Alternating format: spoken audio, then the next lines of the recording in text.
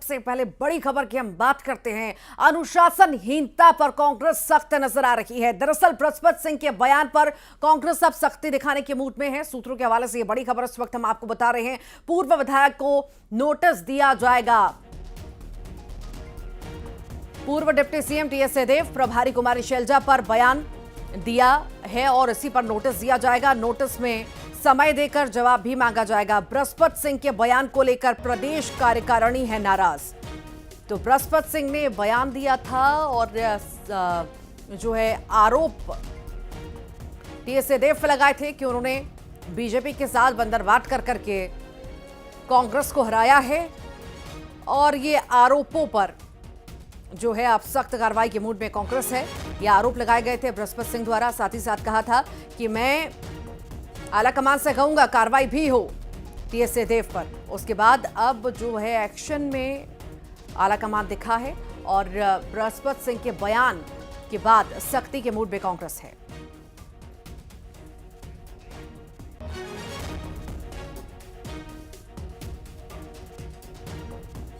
तो बयानबाजियां अंतरकलह लगातार सामने आ रही हैं। हार के बाद से अंतरकलह की तस्वीरें हम लगातार देख रहे हैं। ज्यादा जानकारी लेंगे। अशरफ हमारे साथ जुड़ गए हैं। अशरफ, अंतरकलह रुकने का नाम नहीं ले रही है कांग्रेस में और जिस तरह से बयान बृहस्पति सिंह ने दिया था ये तो होना ही था, सख्ती तो दिखानी थी कांग्रेस को। बिल्कुल, देखिए बृहस्पति सिंह के बयान को लेकर कांग्रेस जो प्रदेश कार्यकारिणी है वो काफ़ी नाराज़ है और इत्तेफाक से कल मध्य प्रदेश और छत्तीसगढ़ के जो बड़े कांग्रेस के नेता थे वो यहाँ समीक्षा बैठक में मौजूद थे। तो राष्ट्रीय नेतृत्व के सामने भी इससे ये खबर पहुँच गई कि इस तरह की उन्होंने बयान दी, तो काफ़ी यहाँ पे कांग्रेस का नेतृत्व नाराज़ है। और हमारे जो सूत्र बता रहे हैं इसी वजह से बृहस्पति सिंह को नोटिस जारी करने की बात की जा रही। प्रदेश कार्यकारिणी की तरफ से, पीसीसी की तरफ से बृहस्पति सिंह को नोटिस दिया जाएगा और जवाब मांगा जाएगा कि आपने ये आरोप, ये अनुशासनहीनता क्यों की है, क्योंकि इसको गंभीर अनुशासनहीनता माना जा रहा है। उन्होंने प्रदेश की प्रभारी कुमारी शैलजा को लेकर भी टिप्पणी की है। पूर्व उप मुख्यमंत्री टीएस सिंहदेव को भी लेकर टिप्पणी की और टीएस सिंहदेव और बृहस्पति सिंह की अदावत पुरानी है, लेकिन जिस तरह से राज्य की कांग्रेस की प्रभारी कुमारी शैलजा को लेकर उन्होंने बयान दिया है उसको लेकर काफी गंभीर है प्रदेश कार्यकारिणी और राष्ट्रीय नेतृत्व। इसी वजह से उनको बृहस्पति सिंह को नोटिस जारी किया जाएगा और माना जा रहा है कि उन पर कार्रवाई करना तय है। लेकिन कार्रवाई करने से पहले नोटिस के जरिए उनसे स्पष्टीकरण मांगा जाएगा, उनको समय दिया जाएगा, उसके बाद बृहस्पति सिंह के खिलाफ कार्रवाई की जाएगी। जी, वाकई स्पष्टीकरण लेना भी बहुत ज्यादा जरूरी हो जाता है क्योंकि ऐसे वैसे कोई छोटे मोटे नेता के लिए नहीं कहा है, बहुत बड़ी बातें उन्होंने टीएस सिंहदेव के लिए कही हैं। आखिर सवाल यहाँ पर अशरफ ये भी है कि इस तरह की बयानबाजी आखिर अंतरकलह जो निकल करके सामने आ रही है, क्यों इस पर रोक नहीं लग पाती? आखिर इस पर सबसे पहले कांग्रेस क्यों नहीं काम करती है? अभी तक जब तक सत्ता में थे तब तक सब दबा हुआ था, जैसे ही हार हासिल हुई सभी जो चाह रहे हैं वो बोल रहे हैं।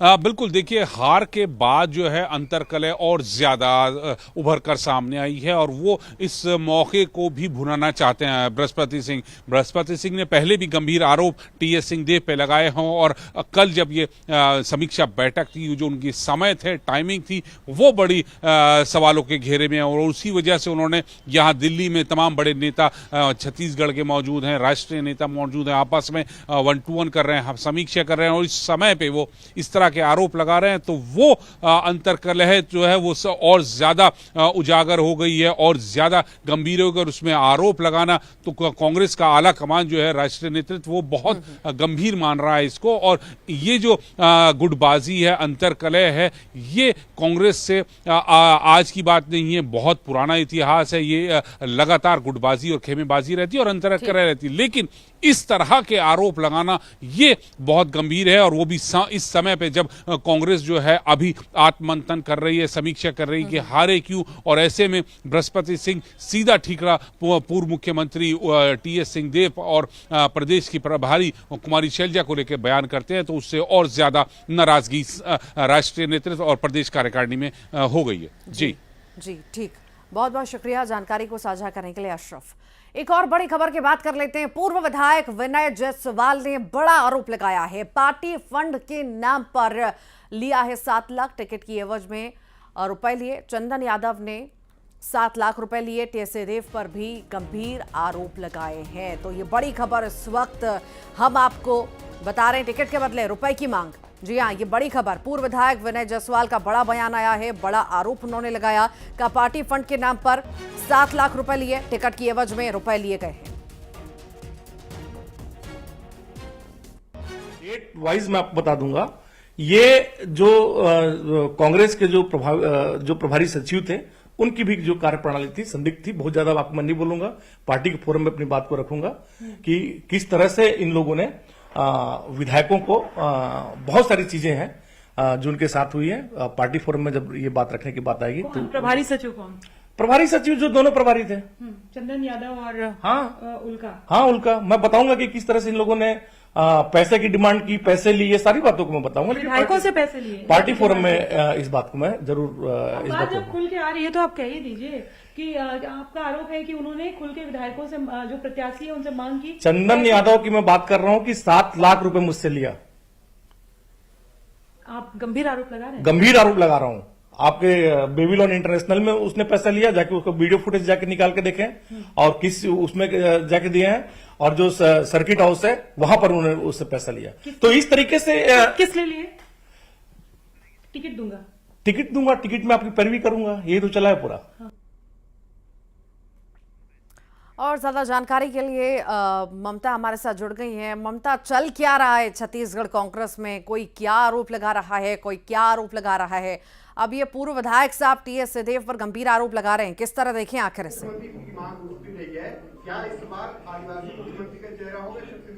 देखिए, पॉलिटिकल धमाका है ये। और जो विनय जायसवाल है, उन्होंने सबसे पहले अगर हम बात करें तो ये आरोप लगाया है कि टिकट को लेकर जो है वो पैसे मांगे गए हैं। 7 लाख रुपए उन्होंने बाकायदा होटल का नाम लिया है और उसके बाद कहा है कि इस होटल में जो है वो 7 लाख रुपए लिए। माफ करिएगा, जरा टेक्निकल दिक्कत हो रही है और मेरी आवाज मुझे बार बार बहुत जोर से रिपीट हो रही है।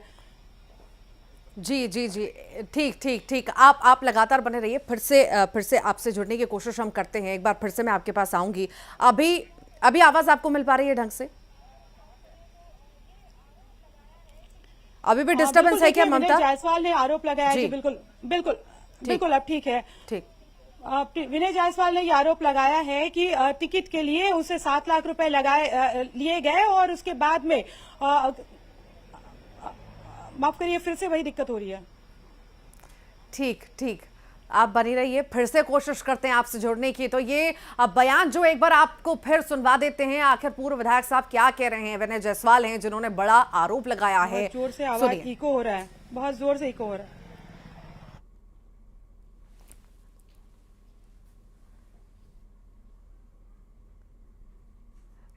तो ये आरोप लगाते हुए विनय जायसवाल, बता दूंगा। ये जो कांग्रेस के जो प्रभारी सचिव थे, उनकी भी जो कार्यप्रणाली थी संदिग्ध थी। बहुत ज्यादा आपको मैं नहीं बोलूंगा, पार्टी के फोरम में अपनी बात को रखूंगा कि किस तरह से इन लोगों ने विधायकों को बहुत सारी चीजें हैं जो उनके साथ हुई है। पार्टी फोरम में जब ये बात रखने की बात आएगी तो प्रभारी सचिव कौन? प्रभारी सचिव जो दोनों प्रभारी थे, चंदन यादव और उल्का। हाँ उल्का। मैं बताऊंगा कि किस तरह से इन लोगों ने पैसे की डिमांड की, पैसे लिए, ये सारी बातों को मैं बताऊंगा। विधायकों से पैसे लिए। पार्टी फोरम में इस बात को मैं जरूर इस बात जब खुल के आ रही है तो आप कह ही दीजिए कि आपका आरोप है कि उन्होंने खुल के विधायकों से, जो प्रत्याशी है, उनसे मांग की। चंदन यादव की मैं बात कर रहा हूं कि 7 लाख रुपए मुझसे लिया। आप गंभीर आरोप लगा रहे हैं? गंभीर आरोप लगा रहा हूं। आपके बेबीलोन इंटरनेशनल में उसने पैसा लिया, जाके उसका वीडियो फुटेज जाके निकाल के देखें और किस उसमें जाके दिए हैं, और जो सर्किट हाउस है वहां पर उन्होंने उससे पैसा लिया। तो इस तरीके से किस लिए? टिकट दूंगा, टिकट दूंगा, टिकट में आपकी एक बार फिर सहयोगी ममता हमारे साथ जुड़ गई हैं। ममता, आवाज मिल पा रही है? अभी भी क्या डिस्टर्बेंस है क्या आवाज में?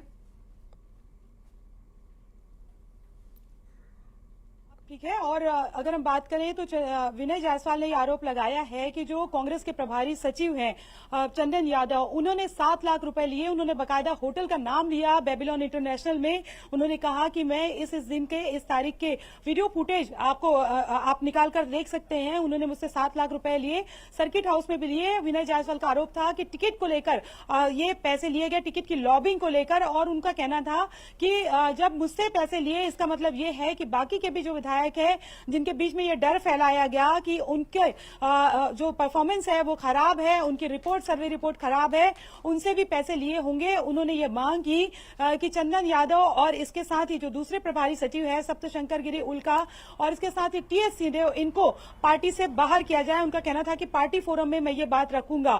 उन्होंने ये भी एक बड़ा आरोप लगाया। उन्होंने टीएस सिंहदेव, चूंकि अगर हम बात करें तो सारा दारोमदार टिकट बांटने का टीएस सिंहदेव के ऊपर था। उन्होंने ये आरोप लगाया कि टीएस सिंहदेव जो उन्हीं लोगों को टिकट दी जो राज दरबारी थे। उन्होंने नाम लिया कि मनेंद्रगढ़ में रमेश सिंह को इसलिए टिकट दी गई, उनकी टिकट काटकर, क्योंकि वो राज दरबारी थे।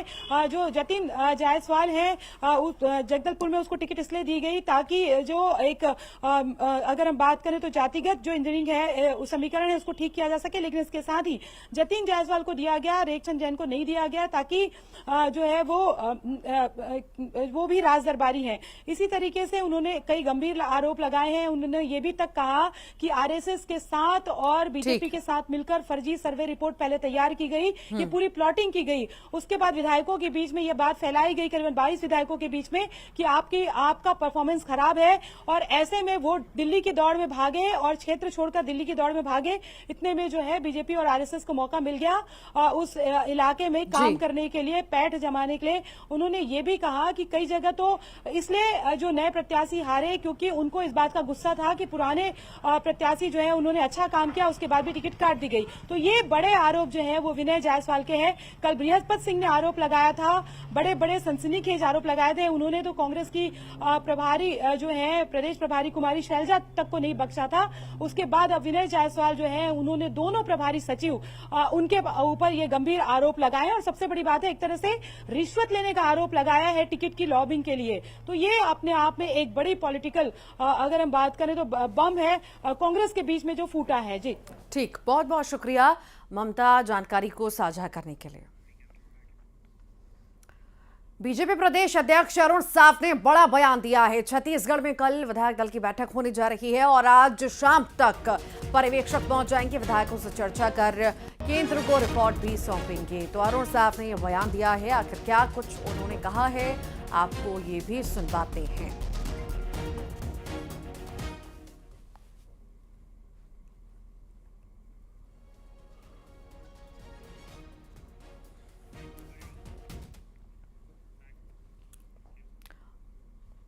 वहीं केंद्रीय मंत्री और छत्तीसगढ़ के लिए भाजपा के केंद्रीय पर्यवेक्षकों में से एक अर्जुन मुंडा ने कहा, बहुत जल्द मुख्यमंत्री के नाम की घोषणा की जाएगी। आज कल में छत्तीसगढ़ जाएंगे, विधायक दल के साथ चर्चा के बाद फैसला लिया जाएगा। तो बहुत जल्द सीएम के नाम की घोषणा होगी, आज कल में घोषणा हो सकती है। अर्जुन मुंडा का यह बड़ा बयान। बताएंगे छत्तीसगढ़ अभी छत्तीसगढ़ का जब प्रवास होगा उस समय इन सारे विषयों पर चर्चा होने के बाद में दल फैसला करता है, विधायक दल फैसला करता है। अभी जाएंगे, आजकल में जाएंगे।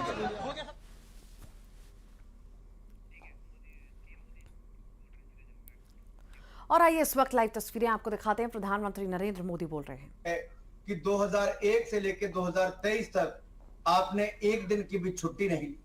आपने अपना पल पल देश के लिए जिया है, समर्पित किया है। और यही आपका समर्पण भाव आज हर भारतीय को प्रेरित करता है कि वो भी विकसित भारत का एक एम्बेसडर बने। तो आइए सब लोग विकसित भारत का एम्बेसडर भी बने, अपना योगदान दें और एक बार फिर हम विकसित भारत संकल्प यात्रा के माध्यम से केंद्र की योजनाओं को जन जन तक पहुंचाएंगे। माननीय प्रधानमंत्री जी, आप जुड़े, मैं देशवासियों की ओर से, परिवारजनों की ओर से आपका बहुत बहुत स्वागत, अभिनंदन करता हूं और एक बार फिर आपका धन्यवाद करता हूं। जय भारत, जय हिंद।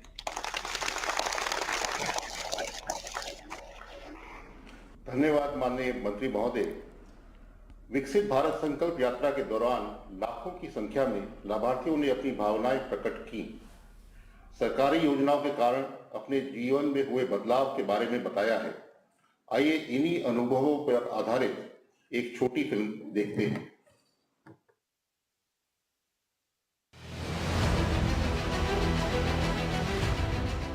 एक तरफ जहां मोदी सरकार ने पिछले 9-10 सालों में देशवासियों को अनेकों कल्याणकारी योजनाओं की सौगात दी, वहीं यह भी सुनिश्चित किया कि ऐसी हर योजना का लाभ 100% हकदारों को मिले। फिर चाहे उज्ज्वला योजना से धुआं मुक्त रसोई हो, हर घर नल से जल, या पीएम आवास की पक्की छत हो, या आयुष्मान भारत से मुफ्त इलाज की निश्चिंतता, आज हर योजना पूर्णता की ओर तेजी से आगे बढ़ रही है और करोड़ों लोगों तक इनका फायदा भी पहुंच रहा है। इसी संकल्प के साथ 15 नवंबर 2023 को प्रधानमंत्री मोदी ने शुरुआत की विकसित भारत संकल्प यात्रा की। एक महीने से कम ही समय में आज लाखों लोग इस यात्रा से जुड़ चुके हैं। अब ये यात्रा एक महा जन आंदोलन बन चुकी है। प्रधानमंत्री मोदी के प्रति लोगों का ये प्यार ही है कि विकास रथ के नाम से शुरू की गई ये गाड़ियां आज मोदी की गारंटी वाली गाड़ी के नाम से जानी जा रही है। आपने अब इसको मोदी की गारंटी वाली गाड़ी बना दिया है, तो मैं भी आपको कहता हूं, जिसको आपने मोदी की गारंटी वाली गाड़ी कहा है, वो काम मोदी हमेशा पूरा करके रहता है। देश के युवा, महिलाएं, हमारे किसान भाई बहन बढ़ चढ़कर इस विकास यात्रा में हिस्सा ले रहे हैं। युवा तो एक प्रकार से विकसित भारत के एम्बेसडर बन चुके हैं। इस उत्साह का कारण है देशवासियों का सरकार के प्रयासों पर अटूट अपार विश्वास। छोटे छोटे बच्चे थे, पति मर गए थे मेरे। मोदी सरकार ने मुझे मकान दिया प्रधानमंत्री योजना में, और फिर मुझे पेंशन भी मेरी लग गई, मिलती है पेंशन भी मुझे।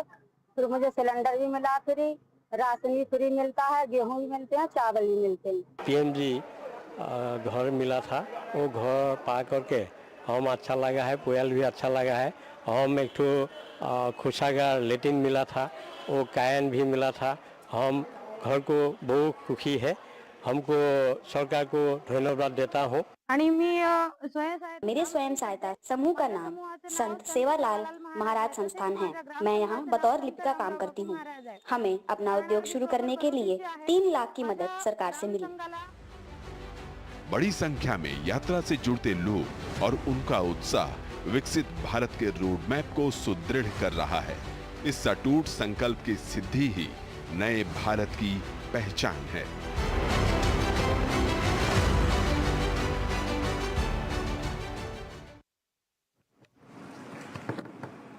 नवंबर को आदरणीय प्रधानमंत्री जी ने 1500 से अधिक ठिकानों से जुड़े हुए नागरिकों के साथ वार्तालाप किया था। इसी श्रृंखला में आज माननीय प्रधानमंत्री जी विकसित भारत संकल्प यात्रा में विभिन्न हिस्सों से जुड़े कुछ लाभार्थियों से संवाद करेंगे। सबसे पहले तुमकुर कर्नाटक चलते हैं, जहां श्री मुकेश जुड़े हुए हैं। मुकेश जी नमस्कार। नमस्कार सर जी। मुकेश जी, पहले अपने बारे में कुछ बताइए। आप क्या काम करते हैं, सरकार की किस योजना का आपको लाभ मिला है? सर जी, हमारा होम अप्लायंस का शॉप है तुमकुर डिस्ट्रिक्ट में, चेरू विलेज में, और हमको प्रधानमंत्री मुद्रा योजना का तो 4.5 लाख का लोन मिला था। हमने शॉप ओपन किया था, बिजनेस अच्छा चल रहा है अभी। कितना पैसा मिला आपको? 4.5 लाख सर। और उसको अभी कितना लोगों को काम देते हैं आप? सर 3 लोगों को काम दे रहे सर। 3 लोगों को काम देते हैं? Yes sir. तो आप नौकरी मांगने वाले के बजाय नौकरी देने वाले बन गए। सर हमने भी बहुत सारी नौकरी की थी, हमको भी फिर प्रधानमंत्री मुद्रा योजना के बारे में पता चला था, फिर हमने भी छोटा सा बिजनेस स्टार्ट किया था, फिर उस वजह से बड़ा है। और हमको बैंक वाले ने बोले थे आप 5 से 10 लाख तक आप लोन करा सकते हो, तो हमको 4 लाख की चाहिए था, तो हमने इतने करा था। अच्छा मुकेश जी, क्या आपको लगता था कि इतनी आसानी से आपको बैंक से लोन मिल जाएगा और आप अपना पैर पे खड़े हो जाएंगे और आप इस प्रकार से काम आगे बढ़ाएंगे, ऐसा कभी विचार आया था? नहीं सर, एक्चुअली हमने आज से एक 6-7 साल पहले ट्राई किया था, हमको नहीं मिला था उस टाइम। अभी आपका जो प्रधानमंत्री मुद्रा योजना का लाभ मिलने के बहुत अच्छा फायदा हुआ हमको। पहले हमने सोचा था 2-3 बार तो हमको लोन नहीं मिला था, फिर आपका जो प्रधानमंत्री योजना से ऑटोमेटिकली बैंक वाले सोशल मीडिया में हमको पता लगा कि आप छोटे मोटे बिजनेस वाले को लोन दे रहे हैं, तो हमको लोन मिला था। वो आज हम अच्छा बिजनेस कर पाए हैं। अच्छा, आप अपना कारोबार यूपीआई से करते हैं कि कैश से लेते देते हैं? नहीं सर, हमारे यहाँ पे विलेज में तो 50-50 हो रहा है सर, तो यूपी में हो रहा है, थोड़ा कैश में भी हो रहा है। नहीं तो आप धीरे धीरे करके 100% यूपीआई पे जा सकते हैं। हाँ सर, पक्का जा सकते हैं सर, क्योंकि अब तो गांव के लोग भी यूपीआई उपयोग करते हैं। हाँ सर, 50-60% अभी यूपीआई चल रहा है सर, और 30-40% जो बुजुर्ग लोग हैं उनको मोबाइल चलाना नहीं आता है। जो विलेज में तो वो बुजुर्ग लोग ही हमारे कस्टमर ज्यादा है, तो उन्होंने कैश एंड कैरी में कर रहे हैं अभी तक वो। देखिए, यूपीआई करने से आपको फायदा ये है कि बैंक से भविष्य में बड़ा लोन लेना है तो रिकॉर्ड आपको बहुत काम आता है।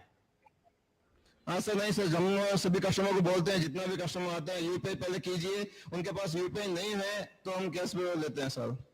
चलिए मुकेश जी, आप देश की युवा शक्ति का प्रतीक है। आपने साबित कर दिया है कि भारत का युवा अगर मेहनत करना तय कर ले तो कैसे नई दुनिया खड़ी कर देता है। और वो ना सिर्फ रोजगार की इच्छा करता है बल्कि वो 2-4 और लोगों को रोजगार देता भी है। हमारी भी सरकार आपके जैसे युवा साथियों की मदद करने के लिए हर संभव प्रयास कर रही है।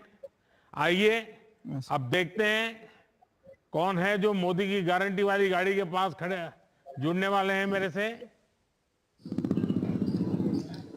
अब हम चंडीगढ़ चलते हैं जहां मोना जी जुड़ी हुई हैं। मोना जी नमस्ते।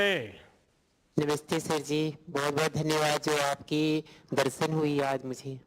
मोना जी, पहले तो कुछ अपने बारे में बताइए, और आप चंडीगढ़ में हैं, क्योंकि मैं भी पहले कभी चंडीगढ़ में रहता था लंबे अरसे तक।